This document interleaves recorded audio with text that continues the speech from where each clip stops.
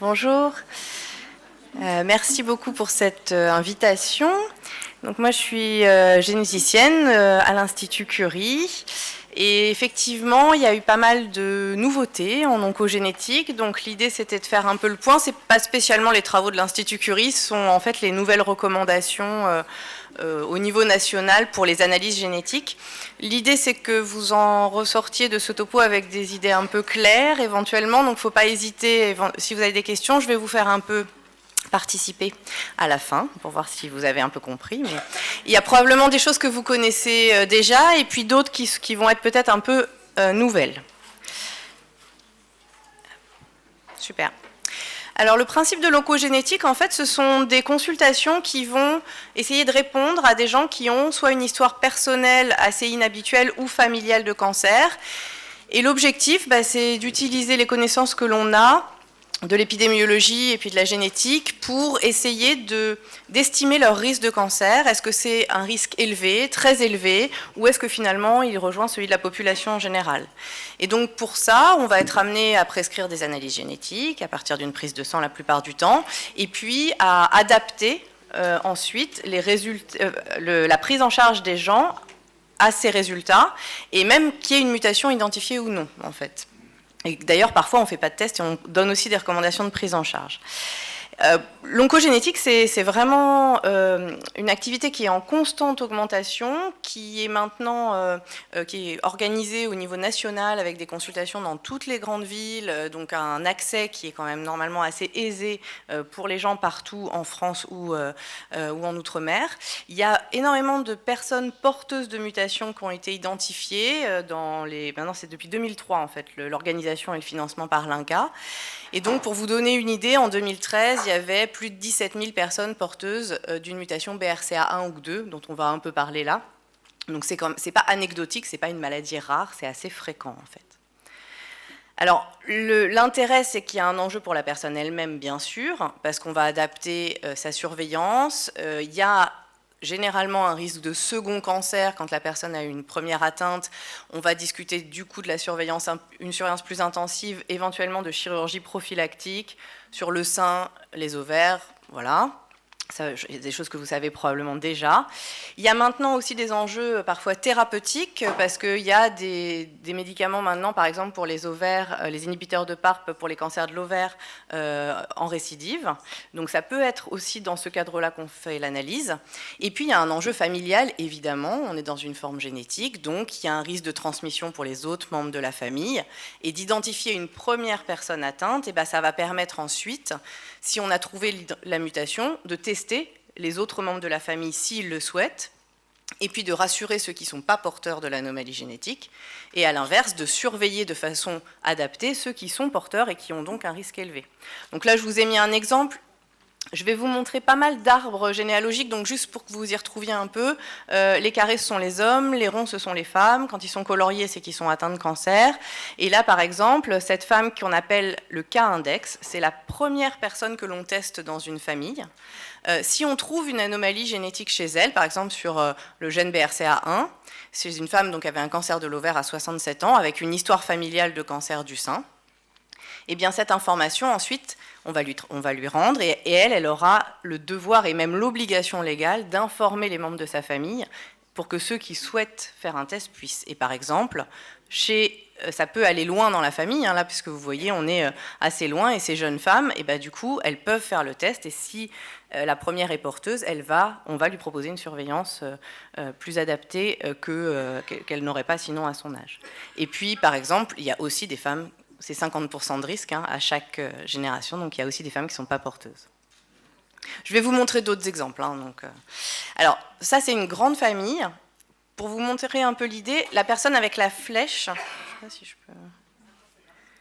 Ouais, la personne avec la flèche, en fait, elle n'est pas malade, et c'est elle que vous voyez. Et c'est elle qui dit, j'ai une histoire familiale importante, il y a un cancer du sein chez ma maman, elle en est décédée, il y a 2 cancers de l'ovaire chez des cousines, et vous vous dites, ça serait bien, enfin j'espère que vous vous dites, ça serait bien de l'envoyer en génétique, mais en fait, nous, on va dire que c'est pas elle qu'on veut voir en premier. Ça, c'est le premier message. C'est quand on fait des analyses, on commence toujours par quelqu'un d'atteint, si c'est possible. Et donc dans cette famille, il y a la cousine qui est atteinte d'un cancer de l'ovaire, là, qui va être notre meilleur, entre guillemets, cas index, c'est-à-dire la meilleure personne pour commencer les analyses. Et d'ailleurs même, quand on se renseigne un peu, on s'aperçoit qu'en fait, cette fameuse cousine, elle a déjà fait un test. Parce qu'en fait, un cancer de l'ovaire dans une famille comme ça, normalement, les médecins qui la prennent en charge, ils l'ont envoyé en génétique. Et donc, elle a une mutation BRCA1. Et du coup, une fois qu'on a cette information, on sait qu'en fait, son père était porteur, pour vous dire que les hommes peuvent être porteurs de ces altérations. Le plus souvent ne sont pas malades, mais il y a des cancers de la prostate, surtout avec BRCA2 ou des cancers du sein, chez l'homme aussi. Mais le plus souvent, ils sont indemnes, ils peuvent transmettre, par contre. Et donc la maman qui a eu un cancer du sein avant 50 ans, elle était probablement porteuse, ce qui fait que cette jeune femme que vous voyez, elle a 50% de risque d'avoir reçu cette mutation. Et donc on peut lui proposer un test, et si elle n'est... ça ne marche plus. Je suis désolée, ça ne marche plus.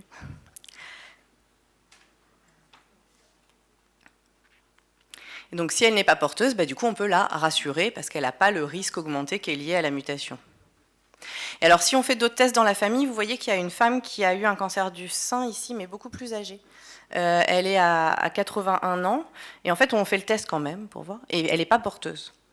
Juste pour souligner que les cancers du sein, c'est fréquent en population générale, et que dans une famille où il y a une anomalie génétique, on peut, même si on n'est pas porteuse, avoir un cancer du sein sporadique, on va dire, de la population générale. Donc évidemment, plus fréquemment, un peu plus âgé que ça. Donc on ne fait pas zéro surveillance chez les femmes non porteuses, on fait la surveillance de la population générale. Alors, pour vous donner un peu une idée, les mutations BRCA1 et 2, on considère que c'est entre une personne sur 250 et une personne sur 500 en population générale, ce qui est beaucoup en fait, ce qui est assez fréquent, et que si on prend les femmes qui ont un cancer du sein, ça va correspondre à 2 à 4% des cancers du sein. Les courbes que je vous ai mis là, c'est les estimations de pénétrance, c'est-à-dire le risque de cancer, qui sont les plus récents là, pour les porteuses, les femmes porteuses BRCA1 ou BRCA2, donc vous avez BRCA1 en bleu et BRCA2 en orange, et qui vont, donc là, ici, là, vous avez la courbe pour le risque de cancer du sein au cours de la vie, donc vous voyez qu'on a un risque qui commence à augmenter même un petit peu avant 30 ans, et qui va arriver aux alentours de 70% de risque cumulé à l'âge de 80 ans. Ça, c'est pour le sein. Et puis pour l'ovaire, là, il y a une différence BRCA1, BRCA2 avec 40% de risque de cancer de l'ovaire, ce qui est beaucoup plus que la population générale pour BRCA1 et aux alentours de 20% pour BRCA2. Je pense que c'est des choses, voilà, c'est pas nouveau ça, hein, c'est des choses qu'on connaît. On sait que les femmes qui ont eu un premier cancer du sein ont plus de risques d'avoir un contralatéral, voilà, du fait de la mutation. Et je vous disais, il y a d'autres risques associés à ces mutations, mais qui sont moins importants pour les hommes sur la prostate, sur le pancréas, pour BRCA2 et les mélanomes aussi avec BRCA2 qu'on peut observer dans les familles. Alors jusqu'en 2015, en fait, on n'avait pas des moyens techniques on n'avait pas de connaissance d'autres gènes de prédisposition encore bien validés, donc on faisait, quand sur ces familles évocatrices, BRCA1, BRCA2, c'est tout. Et puis, en fait, il y a eu une grosse avancée technologique avec ce qu'on appelle le séquençage de nouvelle génération, ou le NGS, qui nous permet maintenant, techniquement, de façon beaucoup plus simple, d'analyser un beaucoup plus grand nombre de gènes en même temps et un beaucoup plus grand nombre de patients en même temps. Donc finalement, au laboratoire, à Curie, mais aussi dans beaucoup d'autres laboratoires, on est passé d'une analyse de 2 gènes à une analyse d'un panel, ce qu'on appelle d'un panel de gènes. Et comment on choisit les gènes qu'on met dans le panel? Alors ça dépend. Avant, c'était assez hétérogène. À Curie, le principe, c'est que tous les gènes d'intérêt du laboratoire, c'est-à-dire pas seulement la prédisposition au cancer du sein, mais aussi les prédispositions digestives, les maladies cassantes, enfin d'autres maladies génétiques, tout est analysé, tout est techniqué. Mais, donc c'est un seul panel d'analyse, mais le biologiste ne va interpréter et regarder que les gènes qui correspondent à la clinique et que les gènes que le prescripteur lui demande. Donc ici, là par exemple, les gènes de prédisposition sein-ovaire. Donc on a différents panels de lecture en fonction de ce qu'on cherche.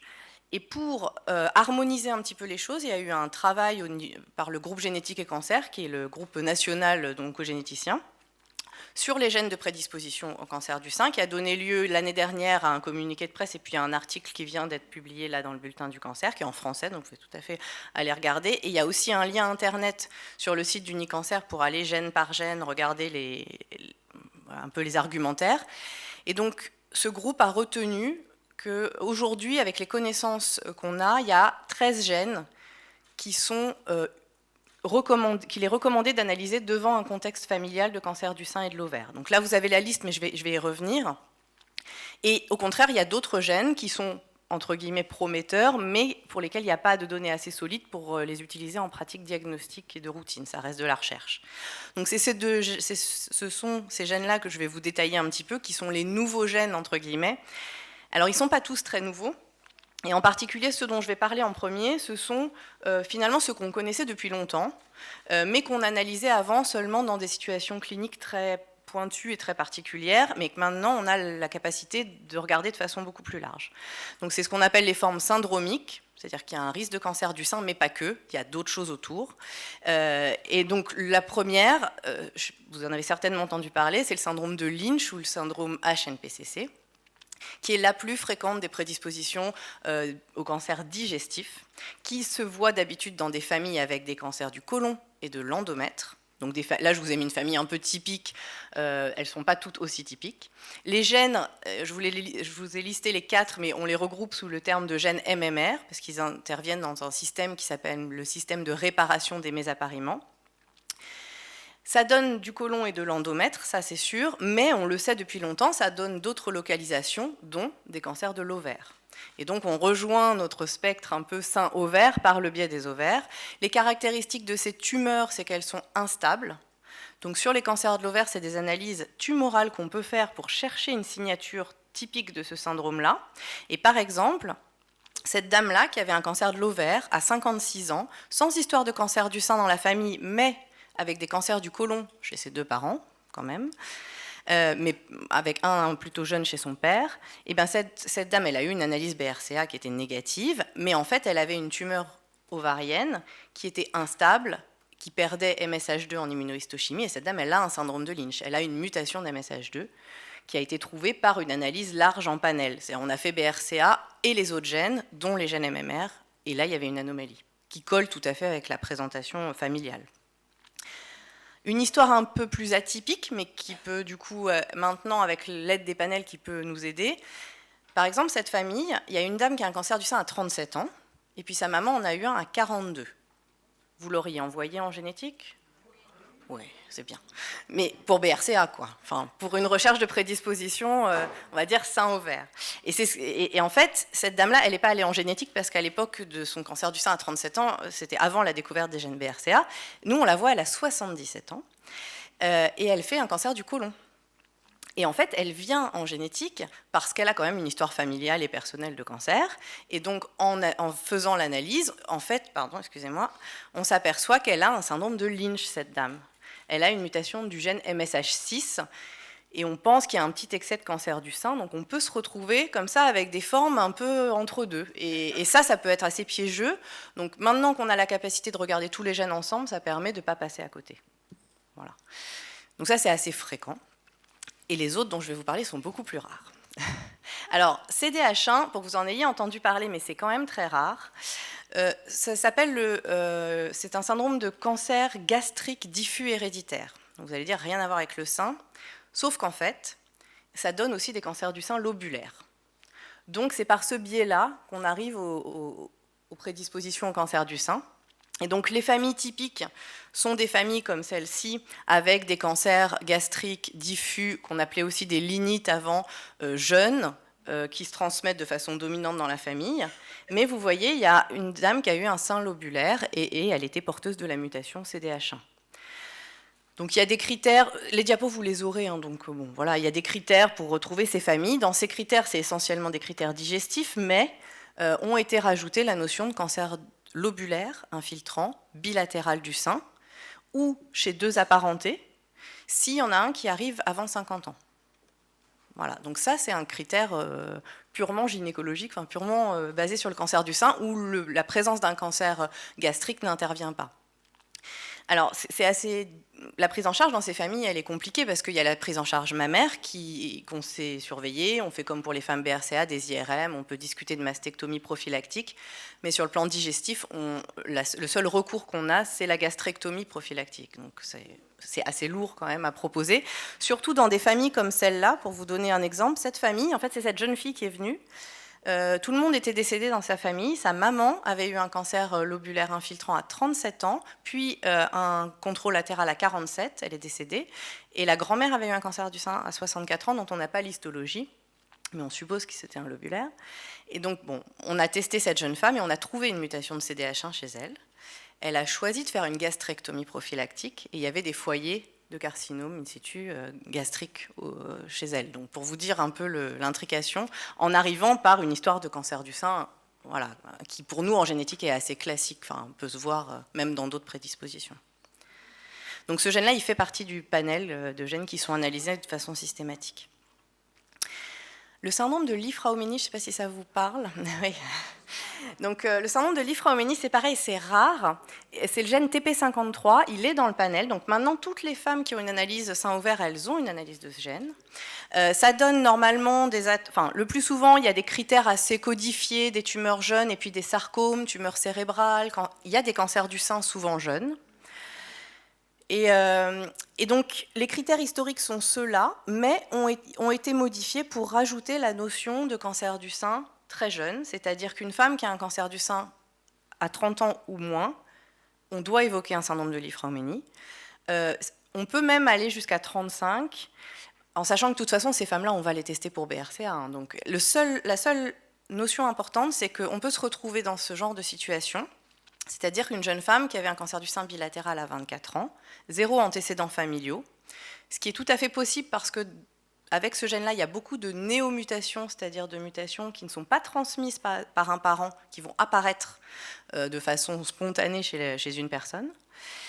Et alors pour elle, l'importance, c'est qu'il y a un enjeu thérapeutique autour de la radiothérapie. Parce que ces patients-là, mutés TP53, sont particulièrement radiosensibles et ont tendance à faire des tumeurs radio-induites dans les zones irradiées. Et que donc, l'idée est d'avoir la réponse sur le statut génétique avant de débuter la radiothérapie pour éventuellement discuter soit d'autres options, soit d'une radiothérapie un peu adaptée. Et donc, ces femmes-là, on les voit en urgence en génétique et on peut obtenir le résultat génétique sur TP53 en même extrême urgence. Moi, je l'ai déjà eu en 4 jours avec le laboratoire référent. Donc, typiquement, c'est des jeunes femmes pour lesquelles il ne faut pas se dire on verra après le traitement du cancer. Non, on peut y aller vite. C'est-à-dire que là, pour le coup, il y a l'enjeu familial, mais il y a aussi l'enjeu du traitement, des choix de traitement. Donc, ça reste quand même très rare. Hein. Une autre prédisposition qui est également très rare et dont le gène fait partie du panel, c'est le syndrome de Coden, qui s'appelle aussi, elle m'a dit, des amartomes multiples. Alors là, je vous ai mis une famille ultra typique. Cette dame, pour la petite histoire, je l'ai vue à l'époque, j'étais à la Pitié, elle est rentrée dans la consultation en me disant « Je crois que j'ai un syndrome de Coden ». En fait, elle avait fait Google, elle avait marqué tous ces signes et elle avait tout. Donc, ça donne des cancers du sein, ça donne des cancers de la thyroïde, ça donne aussi des nodules bénins, mais des atteintes thyroïdiennes. Ça donne des amartomes, des polypes amartomateux du côlon, pas souvent des cancers du côlon. Ça donne une macrocéphalie, c'est-à-dire une grosse tête aussi, dans les principaux signes. Et puis une malformation cérébelleuse qui s'appelle le syndrome de l'ermite et du clou. Les gens n'ont pas forcément tous les signes, mais disons que tout ça accumulé, c'est quand même très évocateur. Et donc le gène s'appelle PTEN et se transmet, on le voit bien dans cette famille, sur un mode dominant. Donc ça, c'est les familles typiques. Celles-là, elles ne vont pas passer par la suspicion sein-ovaire, mais ça, c'est une famille vue à Curie il n'y a pas très longtemps. Pour vous donner un peu l'idée, donc c'est cette jeune femme qui vient adresser parce qu'elle a un cancer du sein à 44 ans, sa maman un cancer du sein bilatéral 50 et 73, et puis un cancer du sein chez une tante ici. Donc bon, voilà, 3 femmes atteintes de cancer du sein, dont certains jeunes, un bilatéral, donc tout à fait dans les indications classiques d'une analyse pour une prédisposition cancer du sein. En fait, elle a une mutation PTEN, cette dame. C'est-à-dire qu'elle a un syndrome de Coden, alors que cliniquement, c'était pas. Bon, en fait, elle a une macrocéphalie. Quand on mesure vraiment, c'était pas évident. Et donc, l'utilisation du panel de gènes, ça permet de rattraper ce diagnostic et du coup de mettre en place chez elle la surveillance thyroïdienne, les coloscopies, enfin tout ce qui va avec ce syndrome. Voilà. Ça reste des histoires un peu exceptionnelles, hein. Je commence exprès par ça, après on se posera sur le plus fréquent. Alors, donc le plus fréquent, c'est ça. C'est ce qu'on appelle les nouveaux gènes. Ce n'est pas vraiment des nouveaux gènes, c'est juste que les données sur leur implication dans la prédisposition sein ouvert sont récentes. Alors, le fameux celui qu'on attendait depuis longtemps, qui s'appelle PALB2, qu'on appelait longtemps, on disait il y a un BRCA3, quand est-ce qu'on le trouvera? En fait, c'est PALB2. C'est un partenaire de BRCA2 qui a été publié c'était 2013-2014 les premières publications, donc c'est assez récent. C'est beaucoup moins fréquent que BRCA1, BRCA2, probablement 10 fois moins fréquent. Donc ça ne contribue pas à beaucoup de cancers du sein, mais ça augmente le risque quand même de façon assez importante, à peu près comme BRCA2. Ça, c'est les premières estimations de pénétrance qu'on a, c'est-à-dire de probabilité de développer un cancer quand on est porteuse d'une mutation de ce gène. Et en gros, ça oscille entre 35 et 60%. 60%, c'est les chiffres pour BRCA2, donc on est à peu près dans les mêmes ordres d'idées. Il y a des données sur l'ovaire, mais qui vont plutôt en faveur d'une absence de surrisque. Donc on n'est pas comme dans BRCA1 et 2 à parler aux femmes de risque sur l'ovaire aussi, annexectomie, etc. Pour PALB2, on va vraiment être concentré sur la surveillance mammaire, mais laisser l'ovaire tranquille, quoi. Alors, on se pose la question de savoir si ça augmente le risque de cancer de la prostate chez l'homme, un peu de pancréas, un peu comme BRCA2, mais ce n'est pas très clair pour l'instant. Je vous montre un exemple de famille. Alors, c'est une famille qui avait été explorée il y a un petit peu moins de 10 ans à l'Institut Curie pour une recherche de mutation sur BRCA1 et 2 parce qu'il y avait, donc ici à cette génération-là, je ne vous ai pas mis tout l'arbre là, mais il y avait 3 cancers du sein chez des sœurs. Et puis ici, cette dame-là, qui avait eu un cancer du sein à 46 ans, elle en a maintenant une soixantaine d'années. Et puis sa fille, en fait, maintenant arrive à l'âge de la surveillance et du coup nous a sollicité en disant, voilà, j'ai 30 ans, qu'est-ce qu'il faut que je fasse comme surveillance vu l'histoire familiale? Et donc on a proposé une reprise d'analyse. Et c'est ce qu'on fait pour les anciennes familles, entre guillemets, les familles qui ont été explorées il y a longtemps, où on n'avait rien trouvé. On a proposé de refaire une analyse en faisant cette fois-ci un panel de gènes, donc l'ensemble des gènes connus dont je vous ai parlé. Et on a trouvé chez sa maman, donc chez la dame ici, une mutation du gène PALB2. Qui du coup va permettre, c'est en cours, de faire un test chez cette jeune femme. Parce que si elle n'est pas porteuse, ce n'est pas la peine de la surveiller, on peut la rassurer. Et puis aussi chez tous les descendants ici. Donc la surveillance mammaire, les recommandations, c'est la même chose que BRCA2 ou BRCA1, c'est-à-dire l'utilisation en plus de la mammo d'une IRM mammaire annuelle. On peut discuter de chirurgie prophylactique parce que le niveau de risque le justifie. Et par contre, on ne parle pas d'annexectomie prophylactique, sauf si vraiment on était dans une famille avec aussi des cancers de l'ovaire. Bon, on peut discuter, mais a priori, plutôt non. Donc voilà, celui-là, je ne sais pas si vous en aviez entendu parler, mais c'est un peu le nouveau sur le cancer du sein. Et ceux-là, ce sont les nouveaux sur le cancer de l'ovaire. Ce sont ce qu'on appelle des paralogues du gène RAD51. Donc, ce sont les gènes qu'on appelle RAD51C et D qui interviennent dans le mécanisme de la recombinaison homologue, qui est la même voie où interviennent les gènes BRCA1 et 2. Donc, ça reste cohérent parce que c'est le même système. Ce sont des gènes pareils, les mutations sont rares et ils donnent un surrisque de cancer de l'ovaire, mais cette fois-ci que de l'ovaire et pas de sein. A priori. Donc c'est un peu l'inverse de PALB2, ça explique certaines familles où il n'y a que des cancers de l'ovaire. Et par exemple celle-ci, où en fait il y avait un cancer de l'ovaire à 63 ans chez la maman et à 51 chez la fille. Et donc voilà, encore une fois, hein, c'est une description qui date 2011-2012, donc c'est récent. Les estimations de risque sont à peu près à 9% à 80 ans. Vous allez dire que ce n'est pas beaucoup, mais enfin c'est 1% de la population générale, donc c'est quand même beaucoup plus que la population générale. Et du coup, dans ces familles, on va être amené à discuter chez les femmes porteuses d'une annexectomie prophylactique pour le risque ovarien, mais on ne va pas mettre en place de surveillance mammaire systématique par IRM, sauf si éventuellement il y a des antécédents de cancer du sein dans la famille par ailleurs. Donc ça se discute. Alors, le sein, j'ai mis volontairement un point d'interrogation parce que récemment, il y a un nouveau papier qui est sorti qui s'intéressait seulement au cancer du sein triple négatif, qui regardait un peu les gènes qui sortaient, à part BRCA1, BRCA2, enfin BRCA1 en particulier dans les triples négatifs, et qui ressort les gènes RAD. C'est pour ça que peut-être qu'il n'augmente pas le risque de cancer du sein de façon globale, mais peut-être qu'il y a un excès un peu pour les triples négatifs. C'est pas clair, quoi. Donc on reste un peu vigilant sur la littérature et sur ce qui sort là-dessus. Donc ça, c'est vraiment les nouveaux. PAL-B2, RAD51-CD, c'est des vrais nouveaux qui sont dans le panel, qui sont faits pour toutes les familles. Et les autres, les autres, pour l'instant, on ne s'en sert pas. Et donc, vous pourrez entendre éventuellement parler, en particulier de Check2 ou d'ATM, qui sont des gènes un peu fréquents, dont les mutations sont un peu fréquentes. Et je vous ai volontairement mis ce schéma qui est un peu, qui est repris souvent, où en fait, on a les gènes dont les mutations sont rares, mais qui confèrent un risque élevé. On a les polymorphismes qui sont très fréquents et qui peuvent donner des risques faibles, j'en parlerai juste à la fin. Et puis, on a ces gènes-là, qui sont un peu au milieu, dont on s'aperçoit qu'ils sont probablement associés à un surrisque de cancer du sein ou de l'ovaire modéré, ou mal déterminé, enfin probablement un petit peu supérieur à la population générale, mais dans une famille avec une forte histoire de cancer du sein, on a du mal à les retenir comme seule explication. Et donc on n'est pas certain que quand on le trouve dans une famille où il y a beaucoup de cancer du sein, ça puisse expliquer toute l'histoire familiale. Et donc pour l'instant, il a été convenu de ne pas s'en servir pour tester les autres personnes de la famille, et en particulier, ce qu'on ne veut pas, c'est rassurer des non-porteurs à tort. C'est-à-dire de dire ça explique tout, donc si vous ne l'avez pas, vous êtes tranquille. Parce qu'on n'est pas certain que ça explique tout.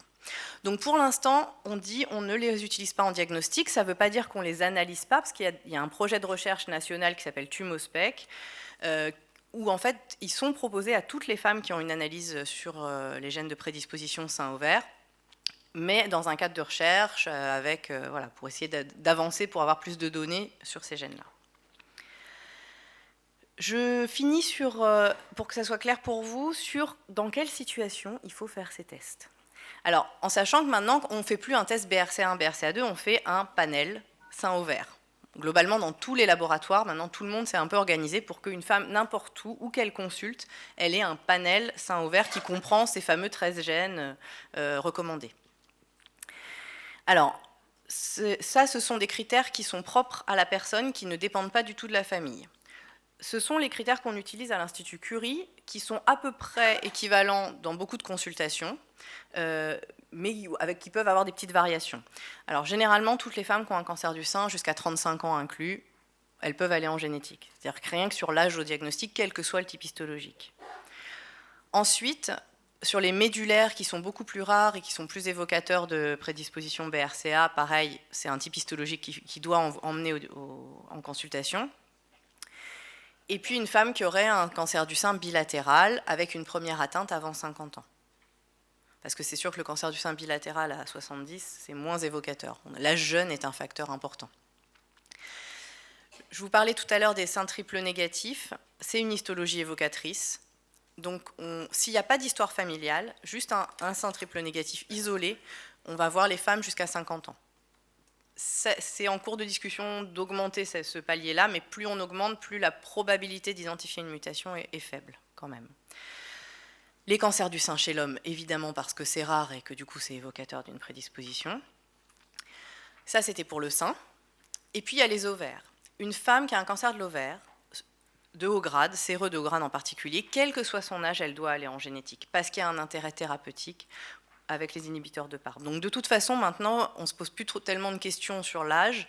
Tout cancer de l'ovaire, en gros pour vous, le message c'est que tout cancer de l'ovaire va en génétique à un moment ou à un autre de sa prise en charge, si possible au début, pour ne pas être pris par le temps s'il y a une récidive. Donc après, sur les autres types histologiques, on va parfois mettre des critères d'âge, parce que les mucineux, les borderline, il y a quand même beaucoup moins de mutations dans ces types-là. Et puis une femme qui fait un cancer du sein, un cancer de l'ovaire, cette association-là, elle est très évocatrice, mais de toute façon, elle a un cancer de l'ovaire, donc elle a une indication à aller en génétique. Ça, c'était pour les critères individuels. Ceux-là, j'allais dire, ils sont souvent assez bien connus, et voilà, ça fonctionne. Les critères familiaux, c'est un peu plus subtil, parce qu'on compte les cancers du sein dans la famille. Alors, ce qu'il faut savoir, c'est on n'additionne pas les deux branches. D'accord ? On ne compte pas les cancers du sein dans la branche paternelle et maternelle et on les additionne. On compte la branche la plus sévère. On compte les premiers degrés, c'est-à-dire les personnes qui ont un lien direct, les frères, les sœurs, les mères ou les filles.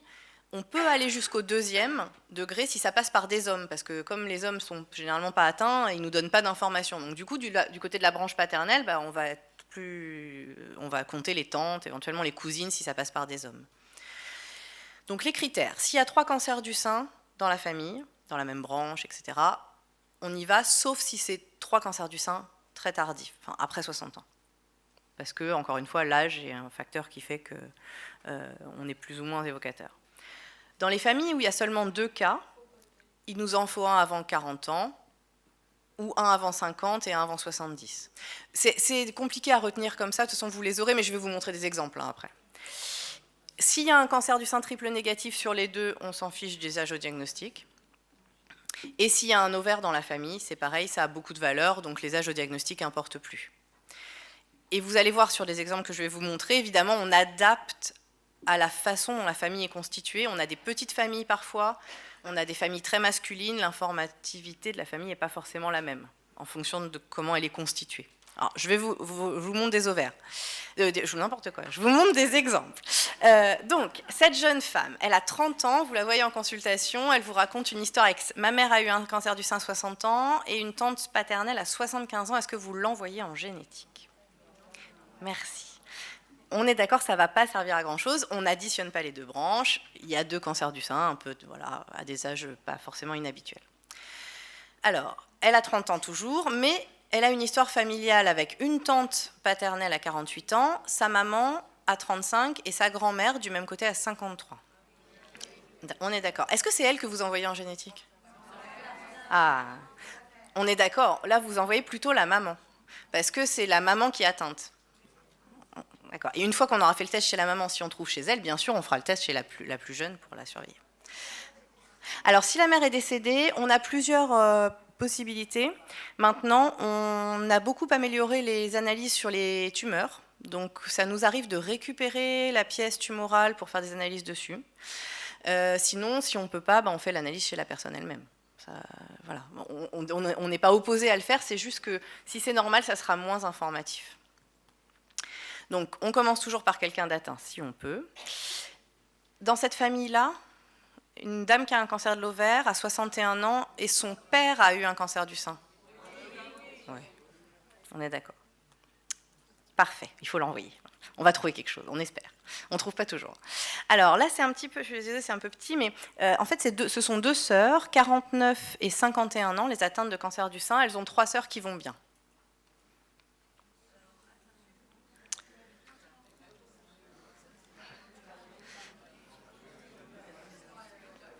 Allez, je vous donne ça.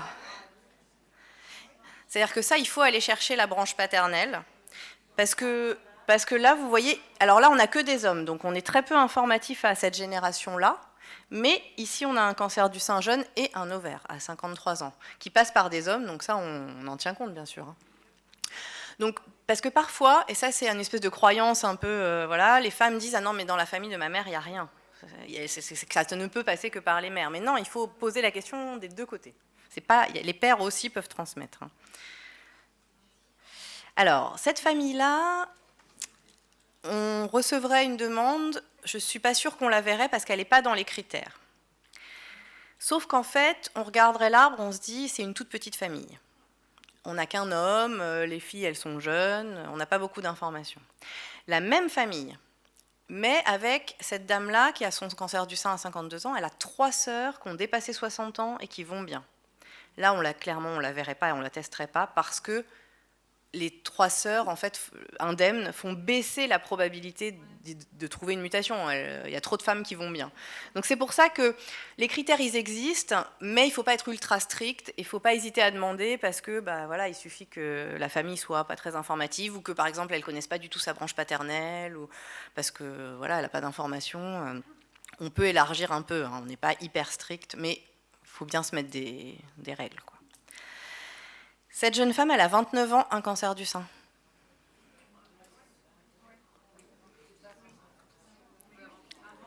Donc, elle a avant 30 ans, vous pouvez même l'envoyer vite. Alors, pour le coup, c'est le genre de patiente qu'il faut envoyer en urgence. On va essayer d'avoir son résultat à la fois de BRCA et tout ça, mais surtout de TP53 avant qu'elle débute son traitement. Alors là, je ne vous l'ai pas mis parce que, alors là, en l'occurrence, c'était pas un TP53, c'était une mutation BRCA1. C'était pas un triple négatif, je me souviens plus, mais alors les TP53, ils sont souvent HER2 positifs. Donc ça, c'est une petite indication éventuellement pour nous. En fait, cette famille, ce qu'elle a de particulier, c'est que c'est une des seules qu'on connaisse de néomutation de TP53, de n'importe quoi, de BRCA1. C'est-à-dire que cette jeune fille, elle a une mutation de BRCA1, on a testé ses parents, et aucun des deux n'est porteur. Et on est sûr que c'est son père. Voilà, mais du coup, alors ça existe, c'est ultra rare. Hein. On a 5 cas sur des années d'expérience au laboratoire, mais c'est possible. Ce monsieur, il a 75 ans, il a été pris en charge pour un cancer du sein qui a été découvert un peu fortuitement en fait par une dermato qui lui a fait faire un bilan parce qu'il avait un truc de l'autre côté. Bon. Il a été opéré. Et vous l'auriez envoyé ou pas en génétique? 75 ans. Ses parents, c'est un œsophage et un poumon, un cancer de l'œsophage. Donc on est d'accord, c'est un cancer du sein chez l'homme. Non, ça vous paraît évident, mais il n'est pas allé en génétique, ce monsieur. Ça doit faire 6 ans qu'il a eu son cancer. Et en fait, c'est bête parce qu'il arrive là, quand sa sœur a un cancer de l'ovaire. Donc c'est un peu couillon parce que sa sœur a été en génétique, elle a une mutation BRCA2, et donc il est venu faire le test en disant bon, je suis sûr que je l'ai. Bah oui, il l'a évidemment, mais du coup sa sœur, elle aurait eu une annexectomie hein, si on avait fait les tests il y a quelques années. Donc bon, on ne va pas rentrer dans les détails, mais voilà, pour dire que voilà, ça vaut le coup, et de pas trop attendre. Et puis, bah, même si ça n'a pas été fait au début, il ne faut pas hésiter à en reparler après. Alors, je finis. Je vous ai dit qu'on faisait des tests à visée theranostique pour BRCA1, BRCA2, parce qu'on peut donner des inhibiteurs de PARP, en particulier dans les cancers de l'ovaire, séreux de haut grade en rechute. Donc cette dame, elle a eu ça. Et là, c'est pas tout à fait la même chose. On ne fait pas des panels de gènes, on fait BRCA1, BRCA2, en tout cas sur la tumeur. Et puis on peut le faire aussi, bien sûr, sur le sang en constitutionnel. Et donc cette dame-là, on lui a trouvé une mutation tumorale. Donc sa tumeur a une mutation BRCA1. Et dans ce cas-là, il faut toujours vérifier si elle est strictement tumorale ou si elle est aussi constitutionnelle. Et il se trouve qu'elle a aussi une mutation constitutionnelle, c'est-à-dire au niveau sanguin. Et donc, bien sûr, c'est important parce que pour sa famille, ça veut dire qu'il y a un risque d'être porteur également et qu'on peut proposer des tests. Donc, elle, c'est important pour sa prise en charge actuelle et puis pour sa famille également. Alors, je ne vais pas m'étendre sur le sujet, mais là, pour l'instant, il y a une AMM donc dans les cancers de l'ovaire en rechute. Mais il y a des AMM qui ne vont probablement pas tarder sur les cancers du sein métastatique. Et du coup, ça va amener à des tests aussi dans ce contexte-là. Ce n'était pas le sujet là, donc je ne vais pas m'attarder plus, mais on pourra en reparler. 2 derniers exemples pour vous montrer que les vieilles familles, entre guillemets, il ne faut pas hésiter à les renvoyer en génétique, parce qu'il y a eu pas mal de progrès. Dans cette famille, en fait, la première personne qui a été testée, c'était en 96, hein, donc c'était vraiment un peu historique, parce que BRCA1, BRCA2, c'est 94-95, l'identification des gènes. C'est cette dame ici, qui avait un cancer du sein, je ne sais plus à quel âge, parce que j'arrive même pas à le lire, mais jeune. Et en fait, ce qui s'est passé là, plus récemment, c'est que cette dame-là, qui n'était pas malade à l'époque, nous a recontactés parce qu'elle a un triple négatif à 35 ans. Et que, du coup, on a dit, bon, bah, on recommence les analyses dans la famille. Non, pardon, elle avait un triple négatif au départ, et là, elle a une récidive, enfin, elle a un deuxième cancer à 51 ans. On a repris les analyses, et il y a une mutation BRCA1 qui n'avait pas été vue à l'époque. Parce que les techniques de 96, ce n'est pas tout à fait les mêmes techniques que maintenant, il y a des anomalies qu'on ne voit pas. Donc il ne faut pas hésiter, surtout quand l'histoire familiale se modifie, à ressolliciter un service de génétique, même si des analyses ont été faites. En gros, si elle date d'il y a plus de 8-10 ans, on peut probablement reproposer des choses. Pas forcément systématique à tout le monde, on ne peut pas reprendre tout le monde, mais s'il y a une histoire évocatrice. Et le deuxième exemple, c'était pour vous parler des VSI, qu'on appelle aussi des variants de signification inconnue. C'est juste savoir que ça existe. Quand on fait une analyse génétique, ça c'est une dame qui avait eu un cancer du sein à 35 ans, parfois on trouve, quand on cherche une mutation, donc qu'on appelle maintenant un variant pathogène, mais dans 20% à peu près des analyses, on va trouver des variants de signification inconnue. Ça dit bien ce que ça veut dire. C'est-à-dire qu'il y a une variation, mais on n'a pas les connaissances pour dire c'est une mutation ou c'est rien du tout. Donc, on n'en fait rien. Et on ne le considère pas comme responsable de la maladie dans la famille. Et en particulier, on ne fait pas de tests chez les autres membres de la famille. Et donc, c'est ce qui s'est passé chez cette dame. Elle avait 2 variants dans BRCA1, 1 variant dans BRCA2. Donc, ça fait vraiment beaucoup. Donc, on n'a rien fait de plus dans la famille à part surveiller, parce que sa maman avait eu aussi un cancer du sein. Et sa sœur a fait un cancer du sein à 39 ans. Et là, on a repris les analyses et on a trouvé une mutation du 3e gène, là, PALB2. Donc voilà, les variants de signification inconnus, ça arrive, il ne faut pas dire que c'est l'explication, il faut juste les mettre de côté et se dire qu'on continuera, c'est presque comme une analyse négative, normale. Je termine par ce qui nous attend. Ce qui nous attend, nous, c'est que probablement les critères vont s'élargir de plus en plus parce qu'il y aura aussi des indications théranostiques et que là, je vous parle du sein et de l'ovaire, mais qu'il va y avoir la prostate, le pancréas, enfin bref, il y aura pas mal aussi d'indications pour des traitements. L'intérêt des technologies qui progressent, c'est qu'on peut analyser de plus en plus de gènes, c'est ce que je vous disais, on en fait 13 maintenant, mais en fait on peut en faire beaucoup plus et on va probablement un jour arriver à faire des génomes ou des exomes entiers où on aura nos 25 000 gènes et le problème c'est que plus on analyse de gènes, plus on trouve de variants de signification inconnue dont on ne sait pas quoi faire. Et éventuellement, quand on analyse plein de gènes, des fois on trouve une mutation sur un gène qui n'était pas celui qu'on cherchait, et on se retrouve avec une information que la personne n'a pas forcément envie d'entendre, et ça s'appelle les données incidentes ou les données non sollicitées, pour lesquelles il y a beaucoup de discussions pour savoir qu'est-ce qu'on en fait. Est-ce qu'on les rend, est-ce qu'on ne les rend pas, est-ce qu'on demande aux gens s'ils veulent qu'on leur rende. Donc voilà. Et puis après, pour l'estimation des risques, ce dont vous entendrez probablement parler dans les années à venir, c'est ce qu'on appelle le PRS, le Polygenic Risk Score. En fait, à la fois pour les femmes mutées BRCA, mais aussi pour les femmes sans mutation. Je vous ai montré les courbes tout à l'heure avec la pénétrance à 60%. En fait, ça, c'est des moyennes. C'est-à-dire qu'on sait bien qu'il y a des femmes avec une mutation qui ne vont pas être malades, d'autres qui vont être malades, il va avoir plusieurs cancers. Et il y a certainement des facteurs, soit d'environnement, soit aussi génétique, qui modulent le risque. Et donc l'idée, c'est ensuite de pouvoir proposer à chaque femme, en fonction de certains marqueurs génétiques autres, finalement de mieux estimer son risque personnel pour l'aider à prendre des décisions de surveillance, de chirurgie prophylactique éventuellement, si on la classe dans un groupe très à risque ou au contraire dans un groupe moins à risque. Donc c'est d'être un peu plus fin dans l'estimation des risques. Voilà, je vous remercie et je suis à votre disposition si vous avez des questions. J'adore ça. Hein, pas. Alors je vais vous dire, moi entre 2, 3, 4, 5 fois par semaine, ce que je fais, c'est que je vous envoie un mail, en général c'est à Dominique Stoppard, et je lui dis, je suis avec une dame, elle a tel âge, elle a une maman, elle a une tante, elle a machin, et elle me dit s'il faut tester ou pas. Voilà, alors ça, parce que sincèrement, ça bouge leur truc, et sincèrement c'est quand même compliqué, quoi. Je ne sais pas ce que vous en pensez, mais de temps en temps c'est pointu, et de temps en temps elle ne répond pas du tout ce que j'ai raconté en plus. C'est pour ça qu'il faut avoir votre circuit avec votre généticien préféré, entre guillemets, dont vous avez le mail et auquel vous pouvez demander quand on est un peu pas dans les critères hyper classiques, quoi.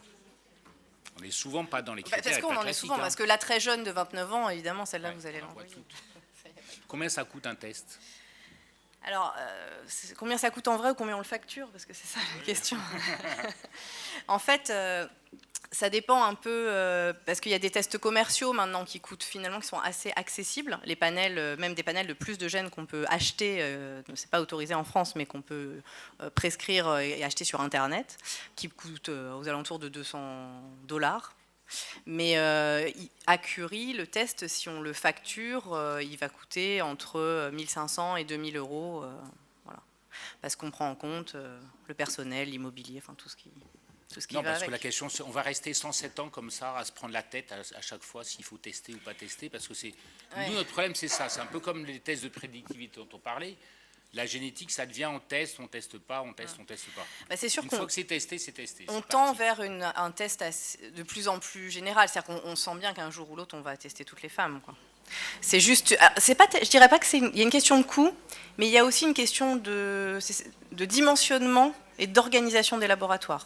Ah oui, clairement. Ouais. Voilà. Et alors ça en revient un peu. Ça, on avait compris. Quand on a un rendez-vous de consultation à 9 mois et un résultat 2 ans après, ça, on avait compris qu'il y a un problème d'organisation. Normalement, ça s'améliore. Parce que non, ce qui est bien, c'est que vous arrivez à maintenant faire des textes express. C'est-à-dire qu'on a des... Dans des indications particulières, vous avez le truc à 2 vitesses. On a des circuits rapides où on peut rendre un résultat en 6 semaines, voire même, je vous ai dit, pour TP53, beaucoup plus rapidement. Ouais. Donc ça, c'est circuits rapides, on voit la personne dans la semaine et on a les résultats en 6 semaines. Ça, c'est pour, par exemple, les ovaires en rechute. Pour les ovaires. Essentiellement. Mais donc là, ce pour lequel on travaille beaucoup, c'est réduire les délais pour les consultations. Là, on est à 4 mois, ce qui, pour nous, est mieux. Mais voilà, pour le circuit classique. Et on est à 6 mois pour le rendu des résultats. Après. Ouais, bon, c'est pas encore idéal, mais ça s'améliore.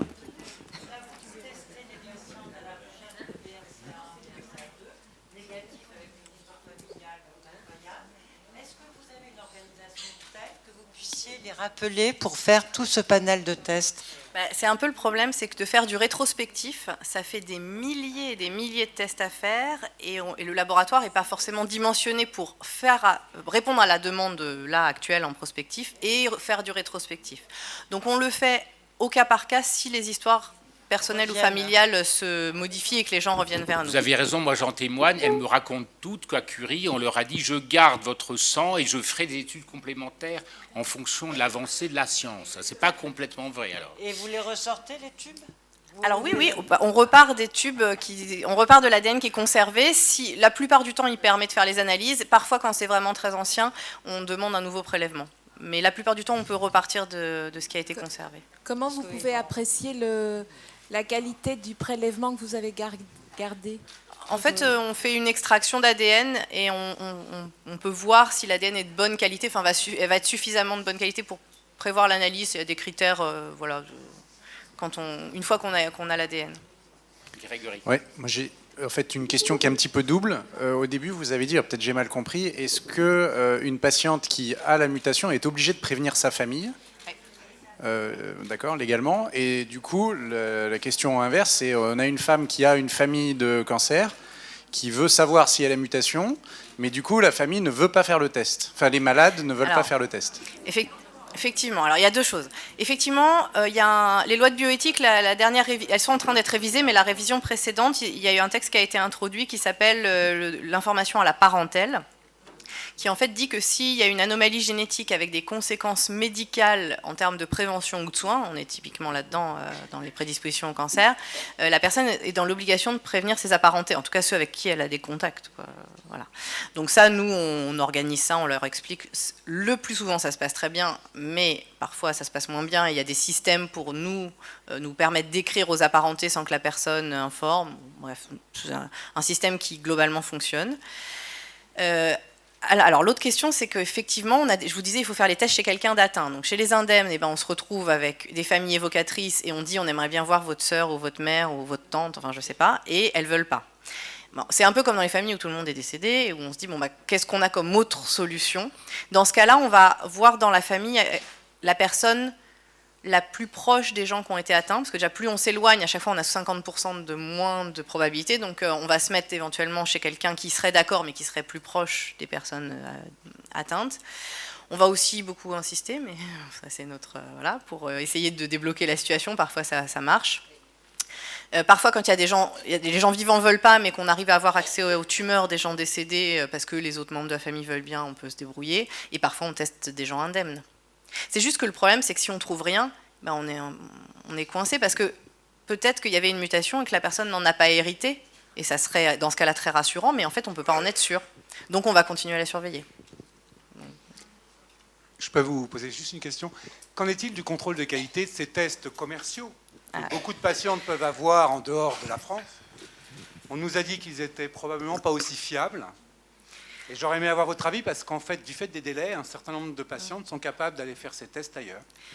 Alors, je pense qu'il y a deux choses. Il y a la fiabilité technique qui, je pense, est bonne parce que c'est des tests qui sont approuvés par les organismes, voilà, la FDA, etc. Donc, le côté technique, je ne pense pas qu'il y ait vraiment de différence. C'est plutôt dans l'interprétation des résultats et en particulier de ces fameux variants de signification inconnus. Parce que quand on trouve une mutation, là, je pense que si elle y est, ils vont la trouver. Voilà, on va la trouver quel que soit l'organisme qui teste. S'il y a un variant, certains organismes disent on ne rend pas les variants.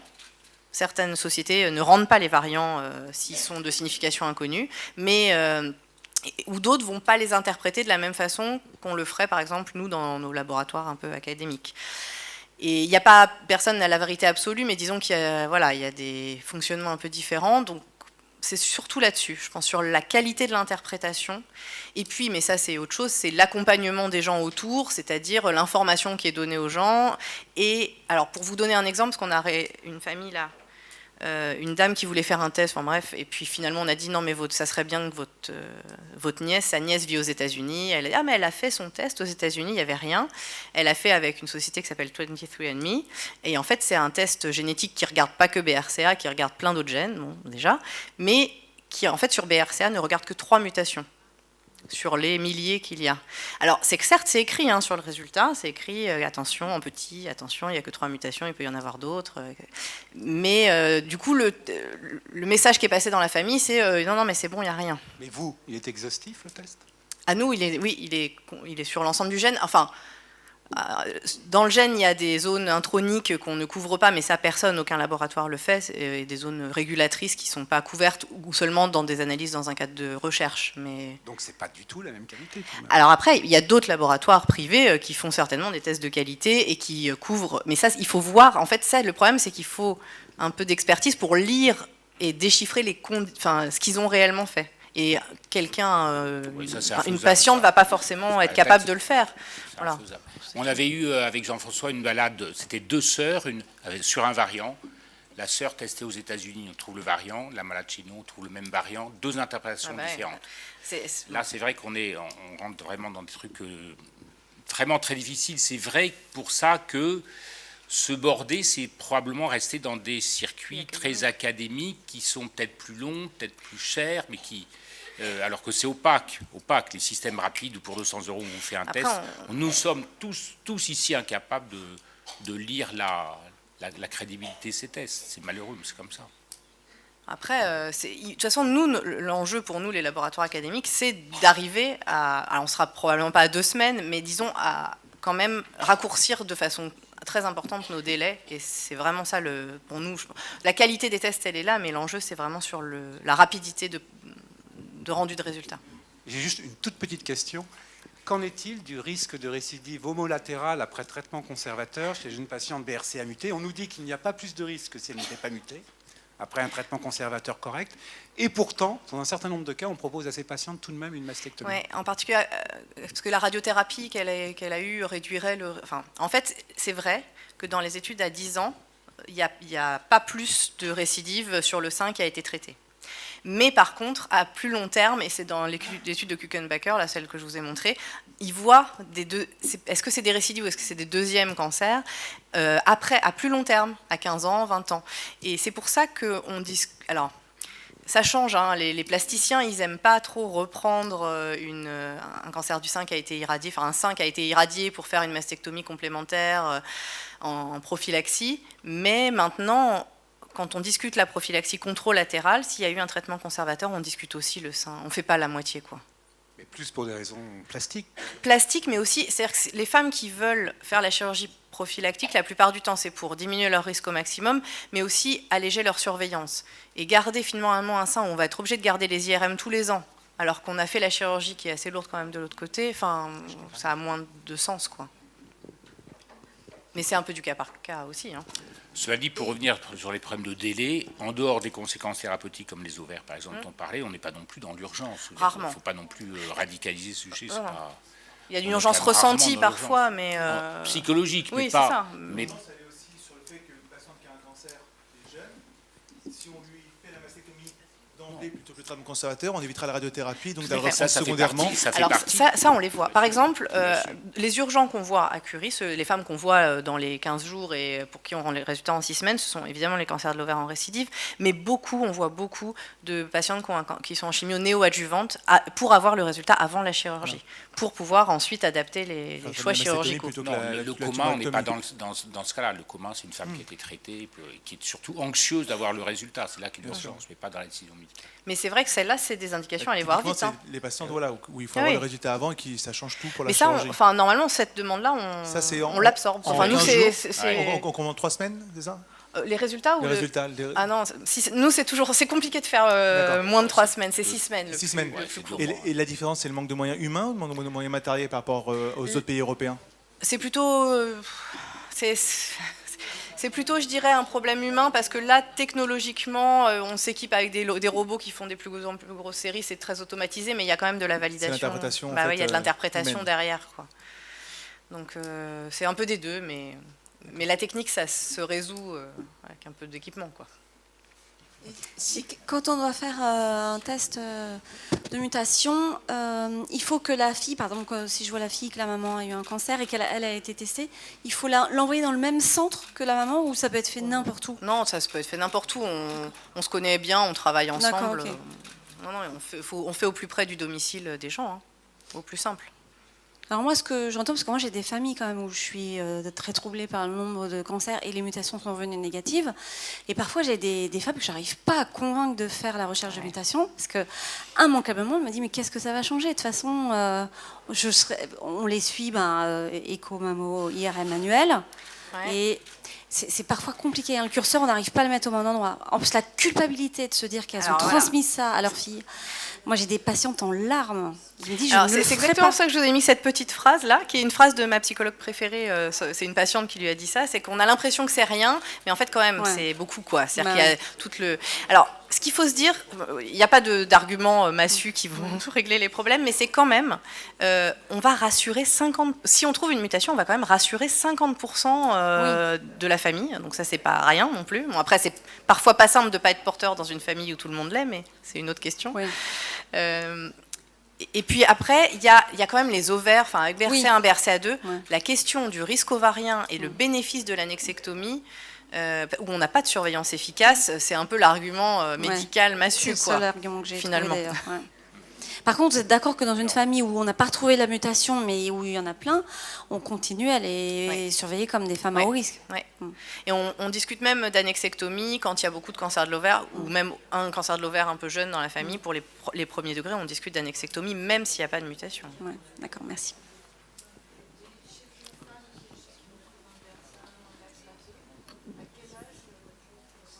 Faire la recherche chez les descendants.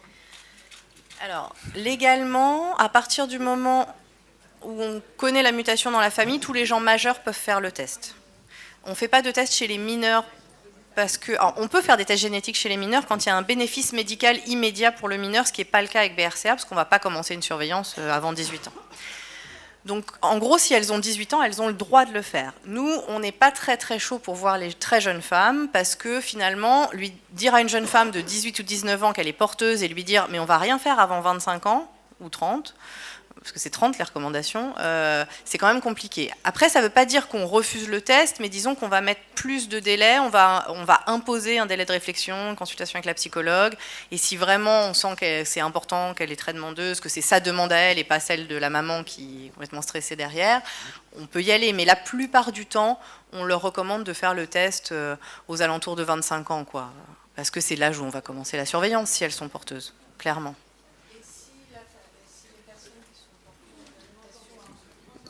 Si les personnes qui sont porteuses de la mutation refusent de transmettre l'information, est-ce que le médecin a le devoir légal de le faire ou pas?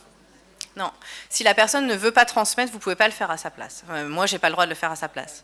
Par contre, il a le droit, on peut proposer à la personne d'utiliser ce qui est prévu dans la loi, c'est-à-dire c'est une lettre qu'on envoie en recommandé avec accusé de réception aux apparentés dont il nous donne les coordonnées, où on ne précise pas le nom de la personne qui est malade, ni la maladie. On dit, c'est juste une lettre qui dit « il y a une maladie génétique dans votre famille, allez en consultation, on vous expliquera », en gros, quoi.